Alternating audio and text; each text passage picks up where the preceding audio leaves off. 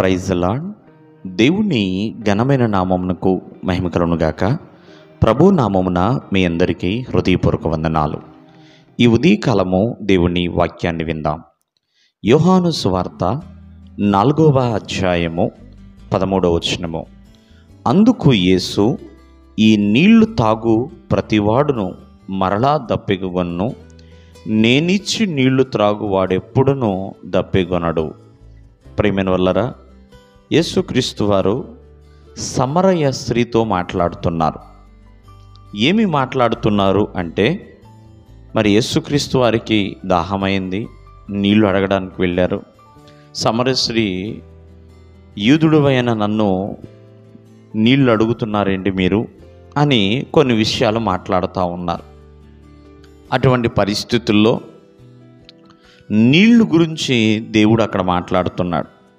ఈ నీళ్లు తాగే వాళ్ళు మరలా దప్పికొనొచ్చేమో, నేనిచ్చు నీళ్లు తాగు ఎన్నడూ కూడా దప్పికొనడు అన్నట్లుగా.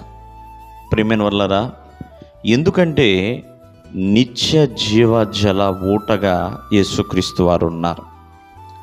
ఆయనే నీటి బొగ్గండి, ఎప్పుడూ కూడా ఊరుతూ ఉంటాయి. ఇక్కడ నీళ్లు ఒక ఆశీర్వాదానికి సూచనగా కనపడుతున్నాయి, ఒక వాక్యానికి సూచనగా కనపడుతున్నాయి.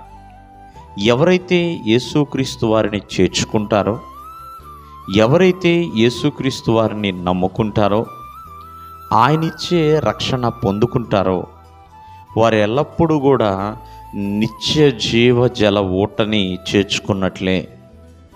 వారి జీవితంలో ఆశీర్వాదములు ఖచ్చితంగా ఉంటాయండి. అదే గనక చేర్చుకోకపోతే ఎన్నో దాహాలు మనం కలిగి ఉంటాం. ప్రేమైన వల్లరా, ఈ లోకములో దాహం అంటే ఒక మంచినీరు వేసే దాహము కాదు. కొంతమందికి శరీరాశలు అనే దాహాలు కలిగి ఉన్నారు, ధనదాహమును కలిగి ఉన్నవారు ఉన్నారు. ఈ లోకములో ఉండే ప్రేమైన వల్లరా, అలవాట్లతో దాహాలతో నింపబడిన వారు ఎంతోమంది ఉన్నారు. కానీ ప్రభువును చేర్చుకున్నవాడు మరి ఇటువంటి దాహాలకి లోను కాడండి. జీవ జలపు ఊటని కలిగి ఉంటాడు. నీటి బుగ్గ ఎల్లప్పుడూ కూడా ఊరిడి నీటి బుగ్గనే తను చేర్చుకొని ఉన్నాడు. కావున ఆనాడు సమరయ స్త్రీ యేసుక్రీస్తు వారిని చేర్చుకుంది. ఆ నిత్య జలపు ఊట అయిన యేసుక్రీస్తు వారిని నమ్మింది. ఎంతోమంది నమ్మేటట్లుగా తన గ్రామానికి తీసుకువెళ్ళింది. ప్రియమైన వల్లరా, కావున ఈ ఉదయకాలం ముందు ఆలోచించండి. ఆ జీవ జలపు బుగ్గ అయిన యేసుక్రీస్తు వారిని నమ్మి ఉన్నారా? దేవుడు మిమ్మల్ని ఆశీర్వదించును గాక. ఆమేన్.